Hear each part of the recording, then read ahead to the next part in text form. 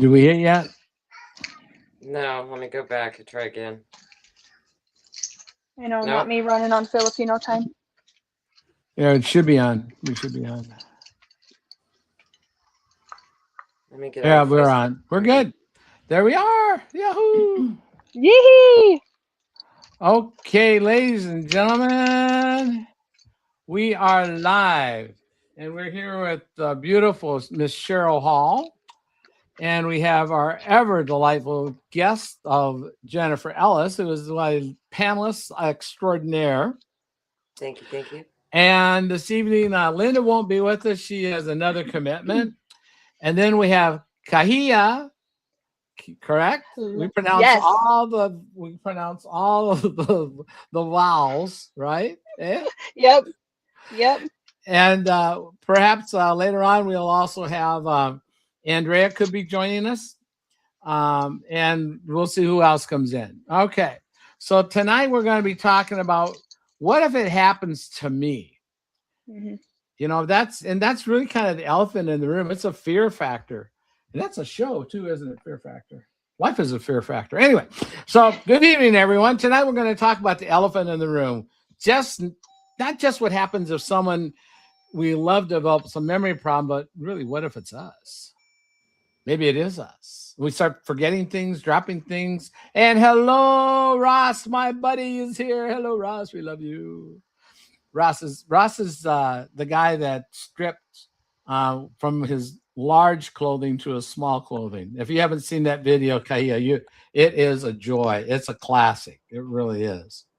He goes from like a size 500 to a size 10 or something. I mean, it's amazing. But going back to, I digress, guys. This is how I am. What if it's us? What if it's one of our children? What if tonight we're going to just kind of talk about this kind of stuff? We're going to talk about, give you some hope. If you've been touched by Alzheimer's, you know, and in some respect, everybody has. And it's a community thing, but it's not a communicable disease, right? And we've been a caregiver. Now, I've got 3 moms, and you girls are caregivers by nature. Sorry, You're caregivers by nature, right? And then, can you hear me, Jennifer? I can hear you. Okay, so Kaya, you can't hear me yet? Oh, she's off. Okay. Are you attached to the car? Are you there? Okay, try. There you are. There you go. I hear can hear me? you now. Yeah. Can you hear me now? Are you work for Verizon or AT&T or whoever that? Can you hear me now? Who is that? I digress. Oh my gosh, this is a goofy. Anyway, so let's look at really. Now you can't hear me again. You touched or you moved something. You were there. I can't hear you guys.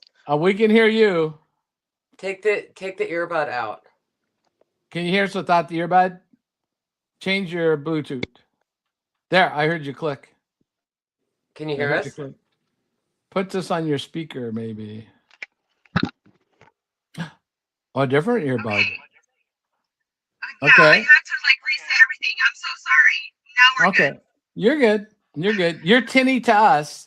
You're very, very tinny to us. But yeah, you sound like you're kind of in a tunnel. Yeah, you're very tinny. Can you hear me?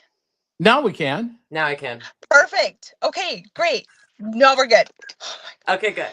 Ladies and gentlemen, let me introduce you to the technical crew. We are here. Ross says he can hear you and he's someplace on planet Earth. All right. If it's not one thing, it's another. Yeah, you know, that's a Rosanna Anadana. Hey, one thing is the other, right? You know, if it's not the other, it's the other. Okay. But anyway, so let's get back to our and it's kind of nice to have some joy in our day, right? Oh gosh, what am I going? She's taking her clothes off now? What's going? She's hot. It's be cold down here, and it's not. Okay. All right. Fine. Okay. So now, ladies and gentlemen, we are going to actually talk about mental health, and the way it's going to, we should probably talk about my mental health. But really, the thing is this: we've all been touched by some kind of brain metabolic dysfunction, and we're talking about it from an organic function. We're talking about it from an energy loss function. And we're talking about from a gut dysbiosis system. So it could be from everything from brain fog. And brain fog is not, oftentimes when people say, well, it's just because you're getting older. No. Just because you're getting older, lots of things happen, but that's not, yes, taking off clothes, yes, Ross, that's it. That was your job. At least now you're driving golf carts and you remember where your keys are, right? There we go. And so one of the things that happens as we go along with this, I'm 74, and I suffered from crazy brain fog. We'll talk about that. And Jennifer's had brain fog, and Kaya's had brain fog. And we're going to talk about that in the circle. We're also going to talk about caregiving and caregiving at all levels. And because of the functions, sometimes functions, simply having birth creates all kinds of hormonal things and that type of thing. We're going to talk about it from that standpoint. We're going to talk about it from my standpoint of having a fasting blood sugar of 834 and a A1C of 18.1. What was that like? And we're also going to talk about this mindset. We're going to talk about the whole idea of metabolic health on the very severest end of it, and that's dementia. Dementia is the overall arcing umbrella, if you will, that deals with elements of metabolic brain health. And in there is one of the most known, talked about, is Alzheimer's. And there's Lewy bodies, and there's all kinds of other things. We're going to spend just a couple minutes with talking with Cheryl, and on a couple questions, just real fast questions, okay? On Alzheimer's with her identical twin sister, a mirror twin. And I say mirror twins. What's a mirror twin? They don't know. Mirror twins they do everything on the opposite side of each other. For instance, my sister was left-handed. Of course, it was a no-no in that day, so they changed her to right. And I noticed when we would feed our kids, I would hold the bottle with the right and lay the head on my left. And she was just the opposite. And sometimes the whirl on the hair is opposite, just different things. So genetically you are, but so genetically you're exactly the same. And then Kia, you just had triplets. You have three triplets. Yeah, now, triplets. So they're kind of all like the same, right? But they're not. Yeah, well, my girls are identical, so they're identical. They're they're identical, and then I've got a boy. Okay. All right. Yeah. So they all, when they're identical, they're the same in essence, right? Right. Yeah. Triplets, two of them are the same, and then the other ones. Yeah. So the egg split for my girls. Right. Yeah. So the egg split once, and then they butted it off. Like, let's throw another one out. Is that? Yeah. I said, why not? That's technical scientific jargon. Like that. Okay, got it. Okay. Right. So we were identical twins. You guys grew up together. Everything was fine and all of that. And then something switched, right? Did you notice some behavioral switches, or what was it like when your sister started developing this? Well, we were adults. I think this started when she was probably around 52. She started being withdrawn, and that was not like her. And then she would call me at night, and she was so upset. She was working at the time, and I think now when I look back, it's because she couldn't do the job she was normally doing, and she was confused. But she used to be very outgoing, and then all of a sudden, it just like light switch. She was insecure. She didn't act, herself. Okay, and then what was? And this just what was the hardest thing to watch? What was the hardest thing? What do you think would be what for you was what? The hardest thing to watch was her decline. how she normally could do things and then she couldn't do them. Her house started, and she was very immaculate. And her house started, she wasn't paying attention to her house. Her husband asked me if I'd start cleaning their house, and I did. But she couldn't do normal things like Okay. bake. Okay. And now, when she died, she was diagnosed at 54 and died at 61. What's the one thing you always have said? What you feel like you what? I've lost half of my whole. Yeah. You didn't? We were one person. I mean, I don't know how to explain it. One person. Two people, but one person. And to relate that, even yesterday we were at a garden party. And what was that like? Okay, so I met this lady, and we were talking, and the people that had the garden party, the one guy knows me really well, and he said, "Oh, and she's a twin," or she was a twin, and then I found out this lady was a twin, and I asked her what her sister's name was. This lady lived in Oregon, Illinois. Well, she said my sister lives in Sycamore, and she told me her name was Debbie, and I asked her what her last name was, and when she told me the last name, I was like, "Oh my God, I used to wait on her in the boutique and this has been years ago, and we're friends on Facebook." But I said, "Oh my God, I love Debbie," and I knew her, and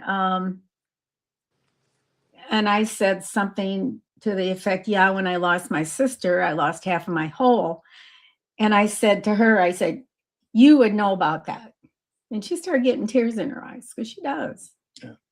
So let me ask you this: what would you tell people that if they were beginning this journey to go down the path that you guys had experienced? What would you tell them? I would tell them to learn as much as you can about the disease. I got really involved with the National Alzheimer's Association, and the Peoria chapter. I got involved in the national, and I had so many people say to me after she was diagnosed, "Well, she'll be okay because she should just forget things." And I said, "No, you don't get it. They die from this disease." And most people don't know that. Mm-hmm. It was the fourth in line as far as cancer, and I forget what else. It was the fourth disease that you could die from. Right. You guys have any questions for Cheryl at all? I'm just so proud of you, Cheryl. I almost didn't do this tonight. I had I a know. hard day. I can see it. But I so love you, and you are so loved by many. Yeah. And it's okay if you can't stay the whole time. I know. Yeah. Sometimes it just hits me more than others. Mm-hmm. I only Holidays imagine. seem to be the big time. Yeah. Yeah, it was a big day. Yeah. You did good. The most important thing, though, is that people need to know that, one, it can kill, but two, we'll talk about later on the research that there's, especially King's College, studying twins, they have found lifestyle and those types of things Ross has a comment for you, have be able to turn around lifestyle, and that includes diet and that. And if we think about it, we're talking about genetics, right? People say it's all genetic. You're 80, you little 13-year-old half the time behavior. So the thing is that it's not genetic. If it's genetic, it would be there. You have maybe, and you may have even been told you have a hormone, the hormones, right? That are the genes. Genetically, you have the DNA that says, hey, guess what? You have the propensity. You may have the propensity for that, but that doesn't mean you are. That doesn't mean you are. There's triggers. And so someone that's born with Down syndrome has a genes for genetics for Down syndrome, for example, that's the way it is. They're born that way. This, where we're at now, and it used to be for us, and we have 150 plus years between us.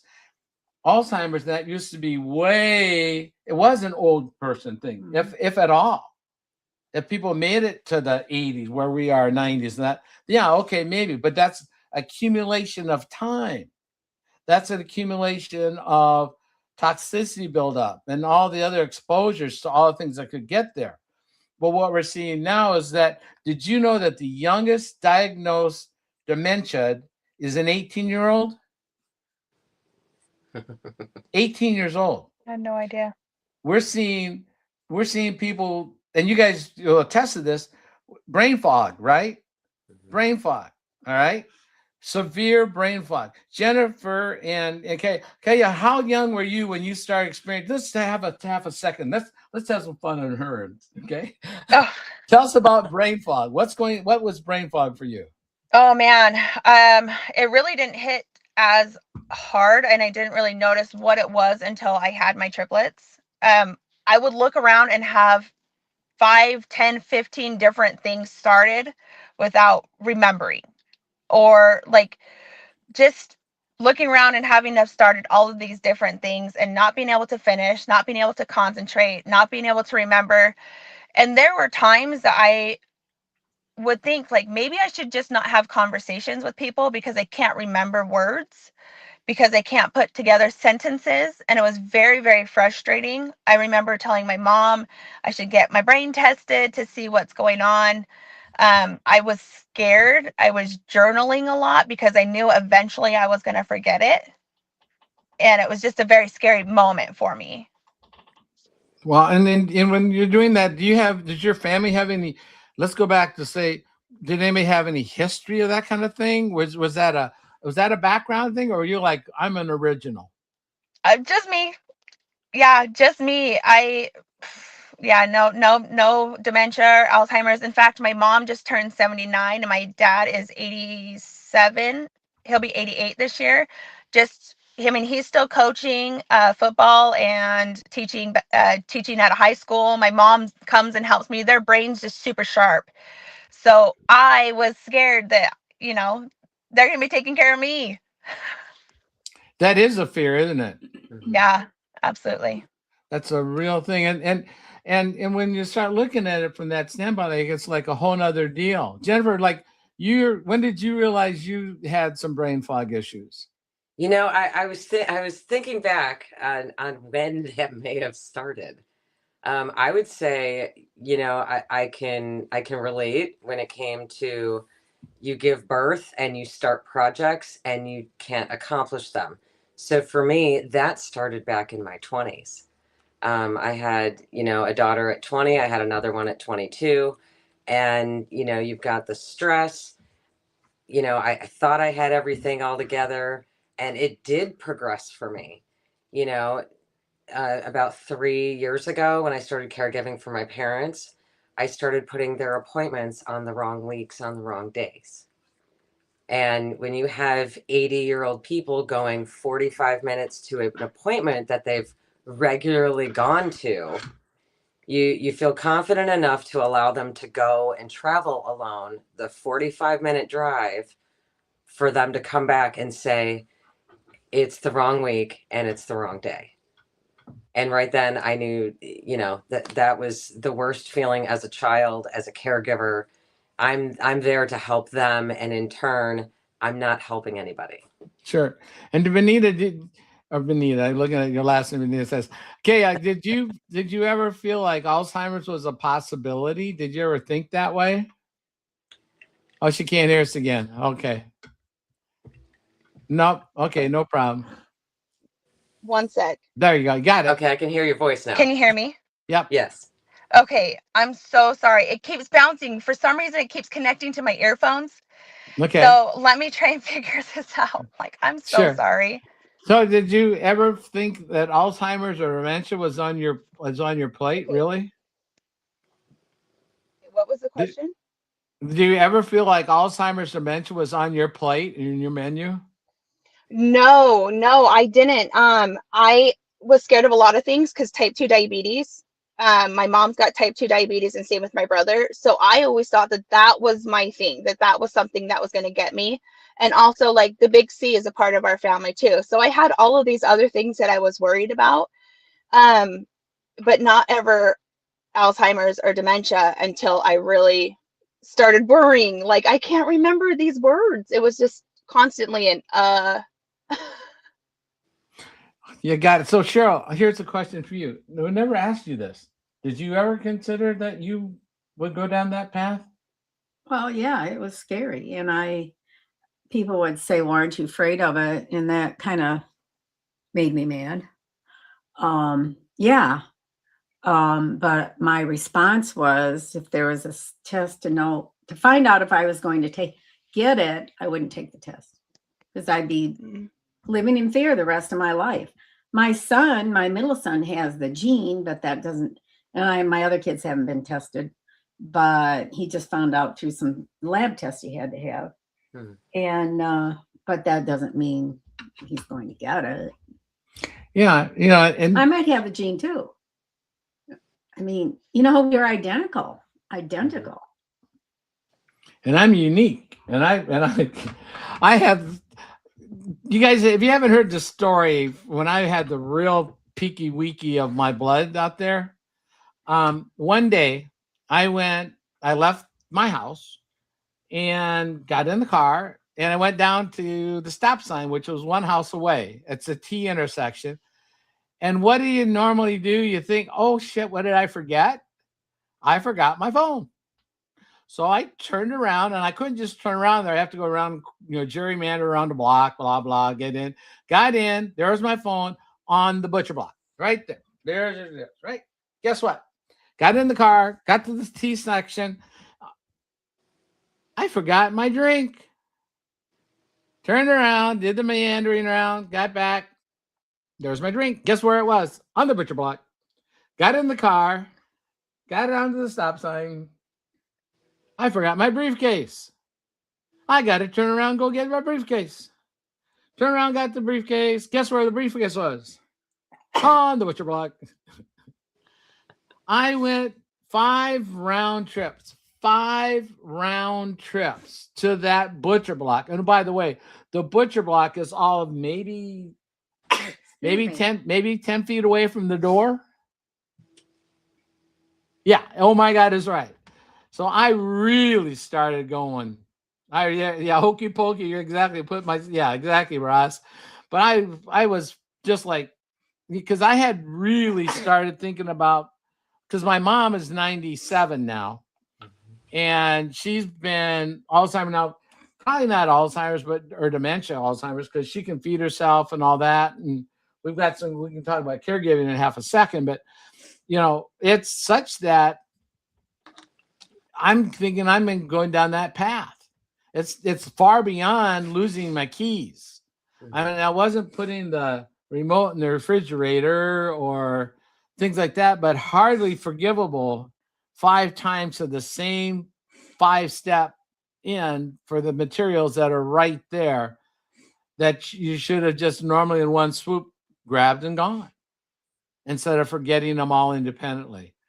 And so that's when my blood sugar was just totally out of left field and a half.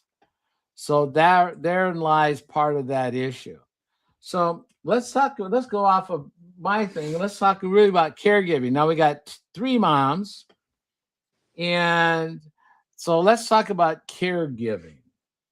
And let's start with our newest guest. If we can get her live, let's get her to talk about caregiving. Now, we're talking about caregiving for children, but when we get dementia and Alzheimer's, we are become what, Jennifer? Like caregivers of adults. Children. Yep. So how is your brain fog now, Kia? And what did you do to help rectify that so that your children don't see their mother in a situation? Okay, first, can you hear me okay? Yes. Okay, you're good. I'm good. So really learning how to balance my blood sugar levels. It really came down to that. I like things just started to go quick. Like I'm just focused. I think that's the biggest thing. As I'm focused, I take care of myself a lot more instead of I mean, I loved my coffee, my sugary coffee in the morning, and that's the way I would start because that's how I thought I was going to get my energy for the day. Little did I know that that was the thing that was keeping me just in this storage damage mode, right? So I think just taking care of learning about metabolic health, learning about what's going to spike my blood sugar levels, how important it is to keep it more balanced instead of doing this whole roller coaster thing. And I did not see much of a difference in my brain fog until I started the protocol. That's really was like, I didn't even know I had that was brain fog. I didn't even know what the problem was until it wasn't a problem anymore.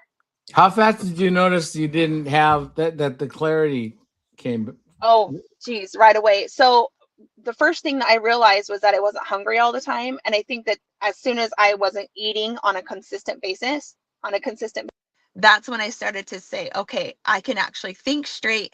I can actually get tasks done. I can take care of my kids. You know, when you're feeling great, you just can get so much more done. Let me ask you about she says eating consistent. I eat consistently. I mean, I always had something in my hand going in my gosh. There you go again. There you go again. Went off. Ugh. Okay. So I do not know what's going on with my phone. We can hear you though. Yeah, we can hear you. We can hear you. So yeah, don't call us names. Jennifer, what about brain fog for you when it cleared up? How did it clear up for you? You know, when I was introduced to the protocol, or the 3-step reset is what I like to call it, I had found that it was within a few days. And I didn't realize that I was sitting kind of with a dark cloud, is what I'll call it. That was, you know, the real, like the fog of the head. Yeah. And it was a couple days in, and I was thinking faster, and I was processing faster. And like she was saying, I was completing tasks start to finish rather than start this, start that. Now, that's not to say that I still don't, you know, I'll start a load of laundry, maybe do some dishes, maybe take a phone call, you know, but I can juggle those much more efficiently than before. It was, okay, I have to stop and do one task. And I'd sit on the phone and I couldn't do anything else because if I got up, then I'd get distracted and I wouldn't be listening. And then, you know, you had that constant, it's literally like sitting in the fog. You know, in the fog, you can't visually see. Well, in my head, I couldn't visually, you know, I couldn't think. I couldn't keep my thoughts straight. And it, within a few days, I had more mental clarity than I'd had in years. And I did think that it was aging. I thought that this was normal. I thought this is what was supposed to happen. Okay. And so, did you notice anything with me when I was? Not really, right? I was able to hide it pretty good. Well, yeah, because I wasn't around you. Yeah. That much. I mean, since he lived an hour and a half away, we'd see each other once on weekend, and so I didn't know all the bad stuff he was doing to himself either. Yeah. See, you may laugh with me when I say I was eating constantly. Literally, I ate a watermelon a day. Mm-hmm. And I was eating those little cuties and grapes. Well, I think when I first noticed it, he was drinking gallons and gallons of milk. Mm-hmm. I mean, a gallon of milk a day. And I thought, I've never seen him act like that. And I that brought it to my attention. But, you know how he blows things off. I don't know if you know him that well, but I do.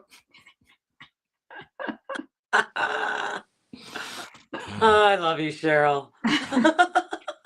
Keeping it real. Well, you know, I tell the truth. You know, that's all we can do around here, isn't that right? So, like, one of the things that happens when we start looking at this with brain fog, and they found that from the King's, there we go. She's coming back out. She's coming back out. I can see her. She's trying to get her voice. I do going. not know what's going on with my There phone you right are. now, but it is on the fritz. So There I'm you like are. trying. I'm telling you, every time I've tried to do this, it's been something crazy. So All I'm right. going to put myself on mute for try and figure it out, and we'll see. You're good. You're You're good. good. So I want to talk a little about. We're going to go a little bit into some research this week. I just want to talk a couple things. One is the King's College London twins research. Have you heard of it? Have you heard of it yet? So they have identical twins that share, of course, genetics are the same, right? And their ages, their brains are aging differently and quite dramatically. And so it appears that lifestyle outcomes affecting the outcomes for these. Now, in your case, you guys live pretty much exactly the same. You're right here. The only difference had to be stress. It had to be because that would be the difference. Because you're right. She had more stress in her life than I did. Yeah. And stress, cortisol, that is a factor in terms of insulin resistance, in terms of gut dysbiosis, in terms of turning things on its head. And so one of the things we can look at is where genetics kind of loads the gun. You still need the environment to pull the trigger, if you will. If that makes any sense. So people with exactly the same DNA can have totally different outcomes. Okay. So another study that was done was on exercise and brain health. And you're such a good smile, a happy, good spirit, Kayla. We love it. She checks out again. Is that physical activity increases the BDNF, and that supports cell growth. And so we find that movement, just even a few minutes walking around after a meal, does more than what? Does more than just get you up and going. It does help your brain. So think about it. If you want to do something good for yourself, take a little walk. Take a walk and walk around after you eat. Now, don't walk around the refrigerator again. Take a walk someplace else.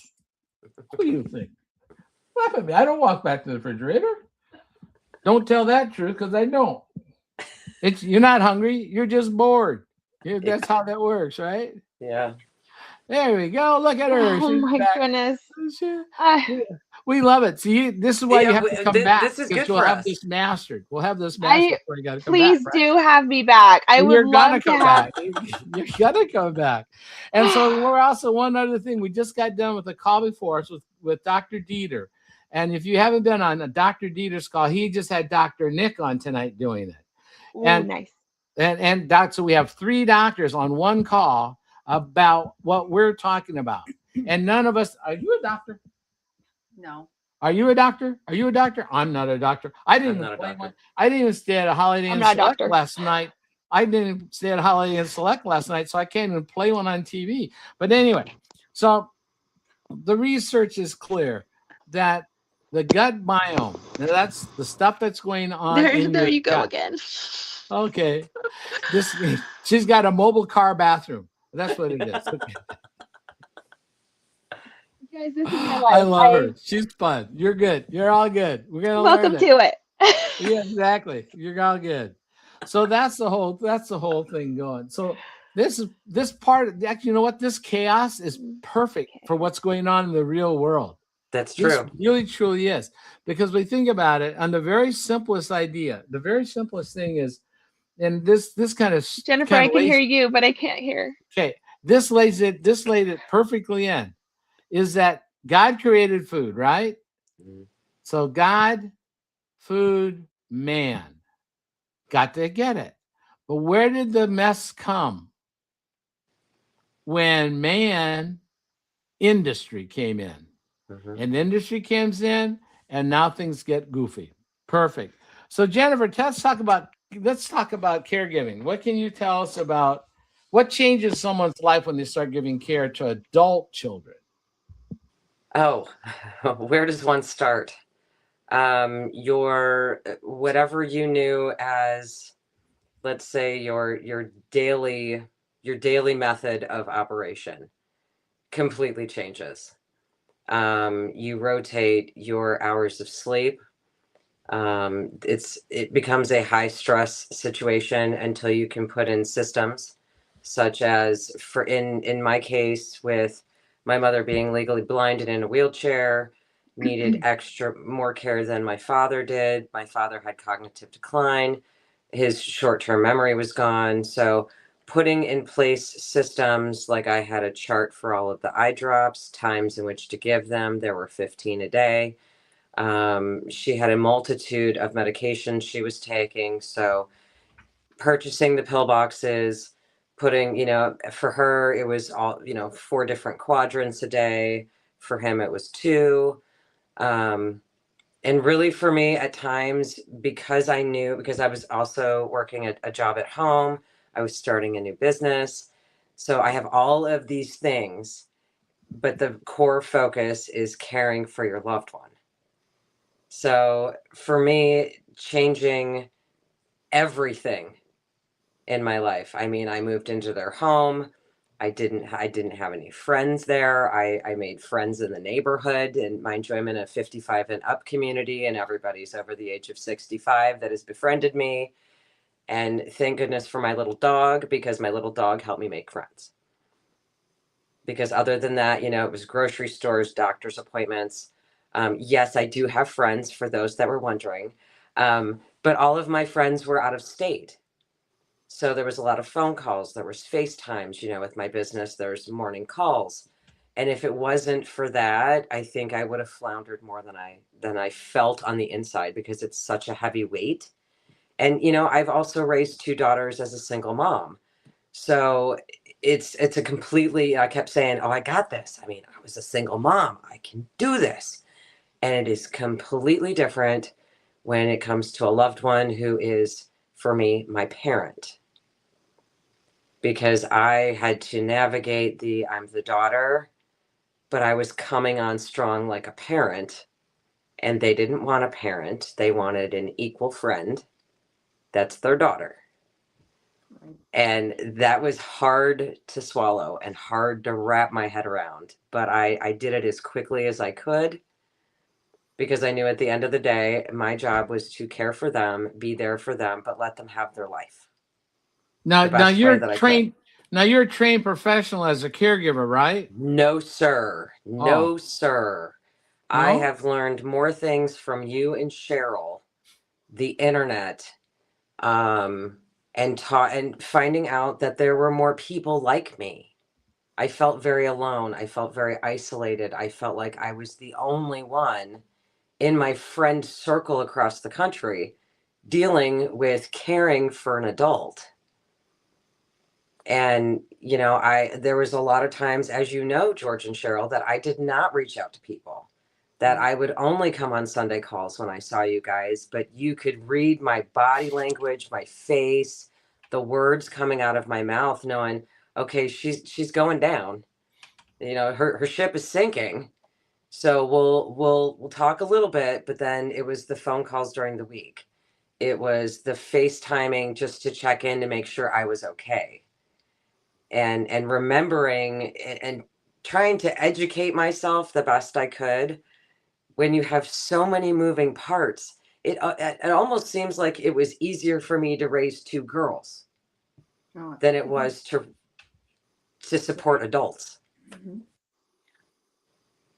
And Keela, did you have a manual, and where you had trained to raise triplets? Is there Jennifer, I can hear you, but I can't hear anybody else. Okay, he wants to know, were you given a manual to raise triplets?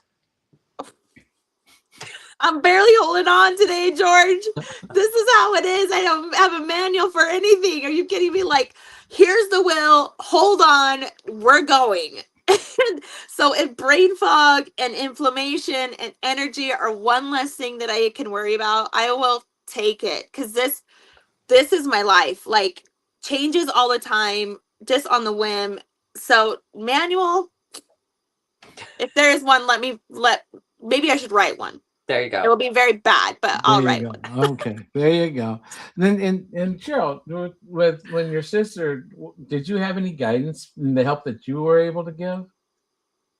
No, I think getting involved in the Alzheimer's Association, and they would talk about, caregiving, and that helped a lot. I wasn't her main caregiver. Her husband was, And then her daughter was, I think, 16 when she was Mhm. diagnosed. And so she was there also, but she was a teenager taking care of her mom too. And that she's the one that had to be the mom. Yeah. And so the difference in the two, and then where Jennifer, you're learning it all and you're solo doing it. And Mom, you're doing 3 and you're doing great muscle work. But in You our said family, you're doing 3 girls and 2 girls and a boy. Great muscle work. yes. I didn't know I was going to be an interpreter, so bear You with me. are, This is the yes. first time on the You know, fly. here we go. Let's go. So the question You are. You're great. This is all great. Yeah. Yep. Yeah.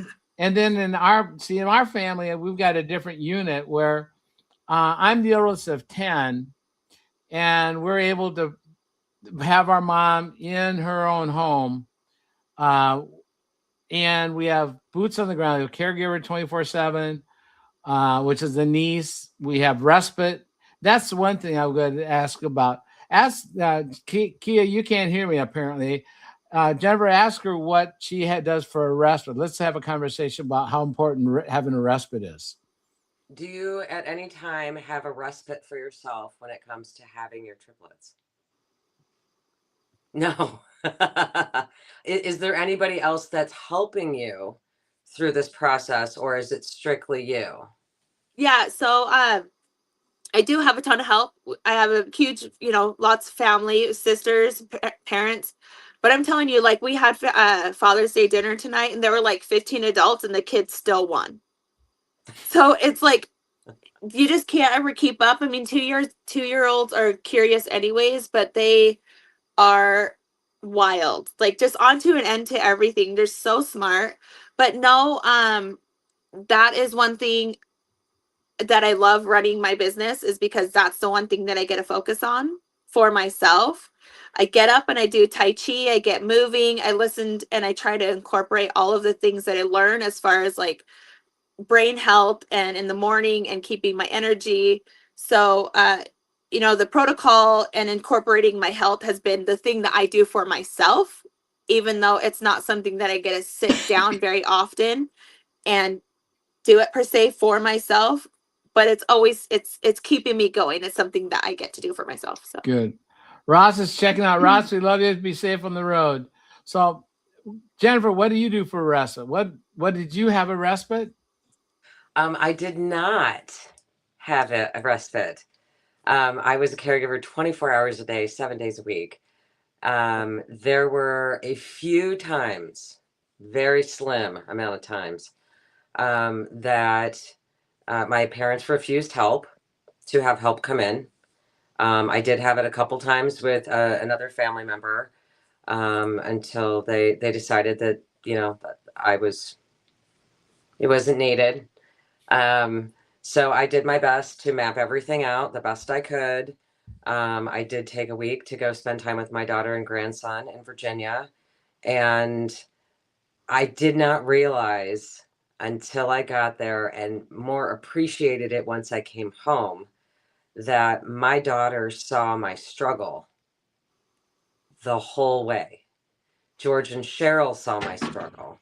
I did not fully see and understand my struggle of not having time. I went to visit my daughter.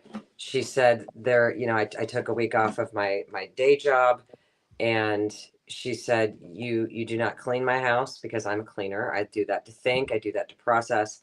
And she said, you don't clean in my house. I will do all of your laundry. You go to bed and wake up when you want to, and we will do whatever you need. So I literally was getting 8 full hours, if not more, of sleep. My meals were prepared for me. I got to strictly play with my grandson. And I'll tell you, the first days I was like, I don't know how to do what you're wanting me to do. Can I go clean the playroom? Can I go vacuum the floor? Can I scrub your bathroom? And she's looking at me like I'm like I'm a lunatic. And I was like, no, really, I have to keep going. Give me something to do. And she's like, and you go play. How do I do that? I literally had to unprogram myself for 7 days to figure out how to be a human being and not be in mission caregiver mode. And we were so excited for you when that happened. I know. And I came back so refreshed. Yes. And then when I had to kick it back into caregiving mode, I was like, I was only gone a week. I think I need another. Yeah. Because it's like, okay, when you walk in the door, you're on. Right. And I was like, okay, it's nighttime. I'm getting here. It's like 10 o'clock at night. Okay, I can just get my stuff started. I can get my laundry going. I can ease into it.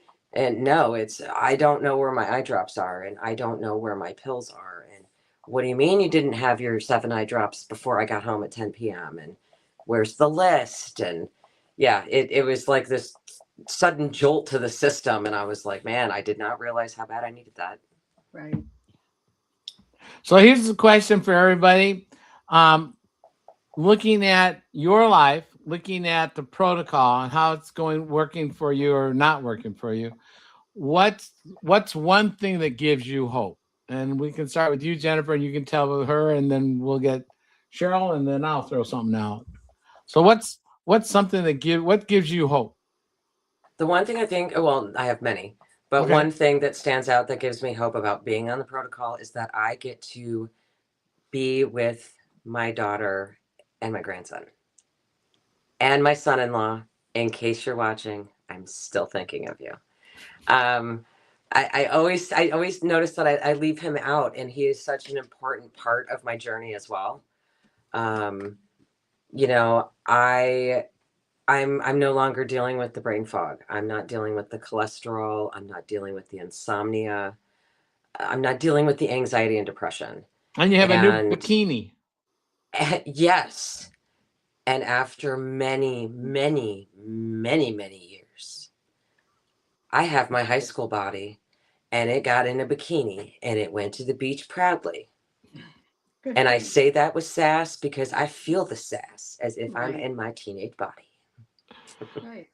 Good for you. So the question also is posed to you, my dear, about what being on the protocol, has it given you more hope? Do you have more aspirations for yourself? Like what has it done in that aspect for you? Oh my goodness. I thought that I would be living off of energy drinks the rest of my life. And I would get a bad headache from that.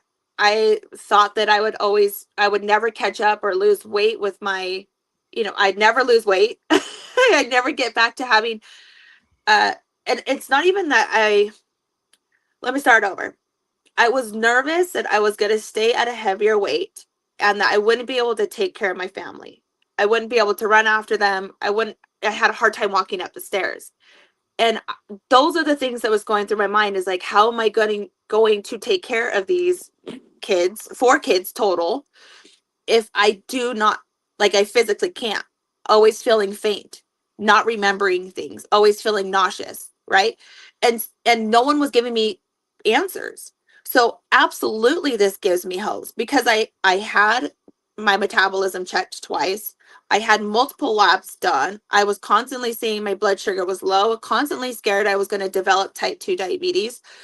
And now I'm like, there's a whole new part of life has opened up for me, and confidence in speaking, in energy, like everything that I do. I've never been like this before in my life. And it feels amazing. I feel great. And I mean, it's only up from here. It's just awesome. I can see that same joy that she has that you developed there, Jennifer. Absolutely. I was a little slow out the gate, but for sure she's coming in hot. She is. I can the see energy, the joy. the joy, the confidence. I mean, it's radiating off of you. It is. Thank you. I love it. I just love being with you guys, with the community. Like, it's amazing. What's something you would say? Well, I'm 80. I went to the doctor the other day, and just for my PAPs and my regular checkup, my yearly checkup with her. And my blood pressure was 100 and what did I say? 105 5? over. Were you even over 100? Wasn't it, Lord? No. It was 100, 105 over maybe 65 It or was something. 52 as the bottom Yeah, number. 52 at the bottom. But it was, yeah. So my blood pressure is great. I feel good. I don't feel sometimes as stressed as I used to. And you don't snore. Well, that's another thing he tells me. He He would get up in the middle of the night. First, I'd feel him touch me, like. She snored. So anyway, he would get up in the middle of the night, and I said, "Was I snoring again?" Oh no, well a little bit. He didn't bother me. He'd get out and sleep on the couch. Well, he hasn't done that for quite a while now. Yeah, she doesn't. Yeah. So tell Kaya, because she's what we're talking about. So Cheryl was saying that George George claimed that Cheryl was snoring before she started the protocol. Loud snoring. He claimed loud snoring. Oh. Okay. I don't know if that's true. Cheryl's not sure if that's true. But she found him waking up on the couch in the morning. So there's a maybe a slight probability that she was snoring. And Cheryl, you're not alone, okay? Because my daughter has been in the same room as me before, and she's like, I was like, how'd you sleep? I slept amazing. And she's like, no, you snore. And that was before the protocol. And I was like, I don't snore. She's like, oh, you do. Well, did you know, Dr. Pradip Hamdas? So he said that when you take care of your insulin resistance and you lose your visceral fat, and then you lose tongue fat, and that's why it helps you with your snoring too, is because you lose tongue fat. And I was like, that's crazy. So I mean, it follows suit, right? It's just one of the many reasons why we don't snore. I mean, I don't care if you tell me if I snore or not. I will say I don't. But I've been woken up a couple times, but like that totally makes sense. Yeah. See, you just taught us something new too. I had no idea. Yeah. I was just on one of his recent podcasts. I'm like, that is crazy. Tongue fat? Tongue fat. All right. So tonight wasn't about fear. It's about positivity, possibility.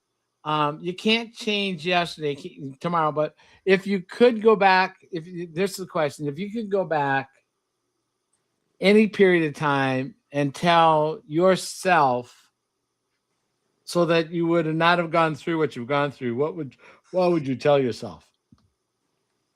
Okay, if you could go back in time and tell your younger self anything about, say that to me again, George. If you can go back in time. You can go back in time and talk to yourself. What would you tell yourself so you didn't get to the situation you got to? What would you tell yourself so you didn't get to the situation that you were in prior to the protocol? And for you getting pregnant, definitely watch how I eat. Definitely watch how I eat. I don't even, my mom was diagnosed with type 2 diabetes in 2011. And I remember up until like 2 years ago, I'd say, I was always asking her, are you type 1 or type 2? You know, educate myself on what blood sugar is and what insulin is and how that really affects people, how that affects me. I would tell, my younger self that rice is sugar, bread is sugar, pasta is sugar, cereals, right? That's what I don't know if I would have listened at that time, but I hope I would have. Yeah, I get that. And it's Filipino, it's rice, duh. So, I mean, yeah, you can tell her that. He said Filipino, it's rice, duh. I'm telling you, rice everything. If you don't have enough rice, you're in trouble. Except rice pudding. Oh, yeah. She said except rice pudding. I don't like rice pudding. He's claiming he doesn't like rice pudding. I don't blame you. See? Oh, that's like a true thing. I mean, yeah, You guys crack me up. Okay, so I would tell my younger self to learn to ask questions. You know, I found out at a business fair just to see what my cholesterol numbers were. I was doing it kind of as a joke for myself, and I had high cholesterol in my 20s. Completely ignored everything. I was like you. You did the energy drinks. I was a 2 to 4 Starbucks Crappa Cups, Ventes, all the things. But it had to be like skim or no fat milk because that made me feel better in my brain. Not that I had a whole cup of sugar. Right. And I tell them, they're like, do you want whipped cream? Oh, no. I mean, I already got enough bad stuff in my cup. Really? That's the game I was playing. So I would tell my younger self, okay, girlfriend, literally the whole thing is sugar.